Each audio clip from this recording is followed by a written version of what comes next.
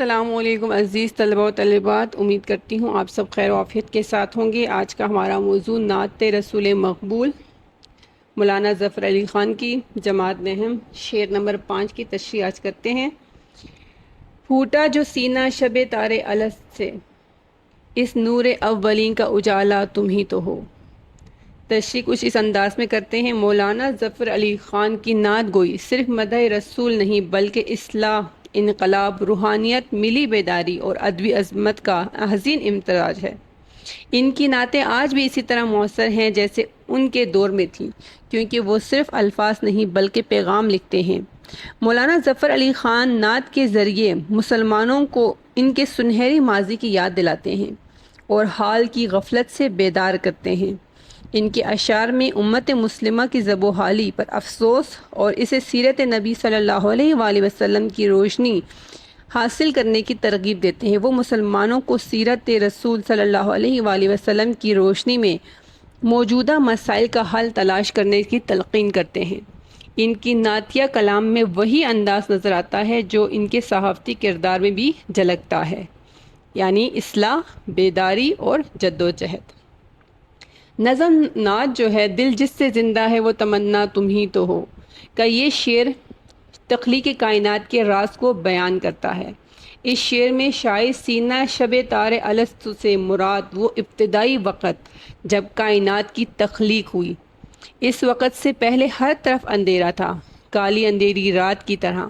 یہ ایک علامتی ترکیب ہے جو ازل کے زمانے کی گہرائی، خاموشی، اندھیرے اور روحانی اسرار کی طرف اشارہ کرتی ہے۔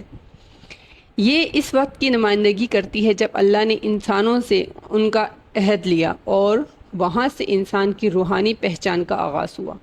یہ الستو جو میں نے آپ کے لیے انڈر لائن کیا ہے، ایک عربی لفظ ہے جو قرآن کریم کی سورہ اعراف آیت نمبر 172 میں آیا ہے۔ الستو ایک عربی لفظ ہے جو قرآن کریم کی سورۃ الاعراف آیت نمبر 172 میں آیا ہے۔ الستو کا مطلب کیا ہے؟ اس کا مطلب ہے کیا میں تمہارا رب نہیں ہوں؟ یہ وہ ازلی سوال ہے جو اللہ نے انسانوں کی روحوں سے پوچھا اور سب نے اس کا اقرار کیا۔ یہی عہد فطرت، توحید اور ایمان کی بنیاد ہے۔ کائنات کا پہلا نور، مثلا نور محمدی صلی اللہ علیہ وآلہ وسلم، اسی شب تارے الستو کے سینے سے ظاہر ہوا، یعنی ازل کی خاموشی ٹوٹی اور ہدایت، نور، نبوت اور زندگی کا آغاز یہاں سے ہوا۔ تو یہ جو ترکیب ہے اس کا اشارہ اصل میں اس عہد اور اس جو ہے اللہ تعالیٰ نے جب روحوں سے اقرار لیا اس کی طرف اشارہ ہے، اور وہیں سے حضرت محمد صلی اللہ علیہ وآلہ وسلم کی نبوت، ٹھیک ہے، آپ صلی اللہ علیہ وسلم جو ہمارے لیے پیغام لے کے آئے اس کی طرف اشارہ ہے۔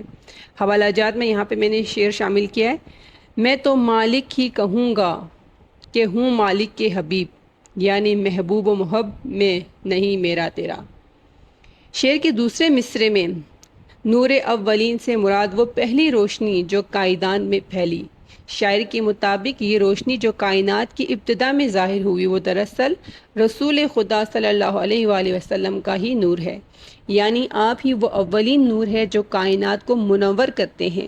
اللہ نے ان تمام جہاں، آب و ہوا، آب و گل میں جو چیز سب سے پہلے خلق کی وہ رسول اللہ صلی اللہ علیہ وآلہ وسلم کی ذات اقدس تھی۔ اللہ نے اپنے نور سے رسول اللہ صلی اللہ علیہ وآلہ وسلم کا نور خلق کیا، اس کے بعد اس نور سے پوری کائنات کو خلق کیا۔ اس شعر میں شاعر مولانا ظفر علی خان اسی وقت کو بیان کرتے ہوئے رسول اللہ صلی اللہ علیہ وآلہ وسلم کی عظمت کو بیان کر رہے ہیں، جب اللہ نے رسول کو خلق کرنے کے بعد ہی یہ تمام کائنات بنائی۔ یہاں حوالہ جات میں صوفی تبسم کا ایک شعر یہاں پہ شامل کرتی ہوں۔ کہاں تھا میں یہ مجھ کو بھی نہ تھا کچھ علم اے ساقی، فقط اتنا سمجھتا ہوں وہی دن تھا وہی لمحہ جب اس نے پوچھا تھا الستو اور میں نے کہا تھا بلے۔ تو امید کرتی ہوں اس شعر کی آپ کو سمجھ آ گئی ہوگی اور آپ بہت عمدہ انداز میں اس کی تشریح کریں گے۔ اور شعر نمبر 5 ہے۔ جلتے ہیں جبرائیل کے پر جس مقام پر، اس کی حقیقتوں کے شناسا تم ہی تو ہو۔ تشریح کچھ اس انداز میں کرتے ہیں۔ مولانا ظفر علی خان کی نعت گوئی صرف مدح رسول نہیں بلکہ اصلاح، انقلاب، روحانیت، ملی بیداری اور ادبی عظمت کا حسین امتزاج ہے۔ ان کی نعتیں آج بھی اسی طرح مؤثر ہیں جیسے ان کے دور میں تھی، کیونکہ وہ صرف الفاظ نہیں بلکہ پیغام لکھتے ہیں۔ ظفر علی خان نعت کے ذریعے مسلمانوں کے ان کے سنہری ماضی کی یاد دلاتے ہیں اور حال کی غفلت سے بیدار کرتے ہیں۔ اس شعر میں شاعر رسول اللہ صلی اللہ علیہ وآلہ وسلم کی عظمت کو بیان کرتے ہوئے کہتے ہیں، اس شعر میں شب معراج کی طرف اشارہ کیا گیا ہے۔ شب معراج جب رسول اللہ صلی اللہ علیہ وآلہ وسلم آسمانوں کے سفر پر تھے تو آسمانوں کو پار کرنے کے بعد سدرۃ المنتہا کا وہ مقام آیا جہاں جبرائیل علیہ السلام کی آخری حد تھی۔ جبرائیل کے پر سے مراد وہ مقام جہاں فرشتے بھی عاجز ہو جاتے ہیں۔ جبرائیل اس وجہ سے آگے نہیں گئے کیونکہ نور اور روشنی کی شدت سے ان کے پر جل جاتے۔ حضرت جبرائیل علیہ السلام جو سب سے بلند مرتبہ فرشتہ ہیں، انہیں بھی ایک حد کے بعد آگے بڑھنے کی اجازت نہیں۔ جیسے معراج کے موقع پر ہوا، نبی کریم صلی اللہ علیہ وآلہ وسلم جب معراج پر گئے تو سدرۃ المنتہا پر جبرائیل علیہ السلام نے عرض کیا، اگر میں ایک بال برابر بھی آگے بڑھا تو جل جاؤں گا۔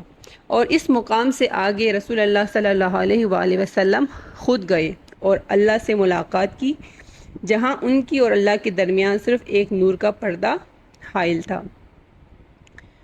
اور شاعر کہتا ہے، جس مقام پر جبرائیل کے پر جل جاتے ہیں وہاں سے آگے کی حقیقتوں، سچائیوں کو حضور اکرم صلی اللہ علیہ وآلہ وسلم ہی پہچانتے ہیں۔ حوالہ جات میں یہاں میں نے شعر شامل کیا ہے۔ خدا کی عظمتیں کیا ہے محمد مصطفیٰ جانے، مقام مصطفیٰ کیا ہے محمد کا خدا جانے۔ کہا جبرائیل نے سدرت تلک میری رسائی تھی، ہیں کتنی منزلیں آگے نبی جانے خدا جانے۔ دوسرے مصرے میں شاعر کہتے ہیں کہ آپ ہی وہ ہستی ہے جو ان الہی رازوں، حقیقتوں، نورانی باتوں اور روحانی مقاموں کے اصل عارف اور شناسہ ہیں۔ فرشتے، انبیاء یا اولیاء کسی کو بھی وہ مقام حاصل نہیں جو آپ کو ملا۔ آپ ہی حقیقی علم، عرفان اور قرب الہی کے سب سے بڑے علمدار ہیں۔ یہاں حوالہ جات میں نے ایک اور شعر شامل کیا ہے۔ سدرہ سے بھی آگے ہے منزل مومن، کہہ دے کسی کو کیا خبر قافلہ شوق کا۔ تو امید کرتی ہوں کہ آپ کو شعر نمبر 4 اور 5 کی بہت اچھی طرح سمجھ آ گئی ہوگی اور آپ بہت عمدہ اور معیاری تشریح کریں گے۔ ٹھیک ہے، اگلی ویڈیو تک کے لیے اللہ حافظ۔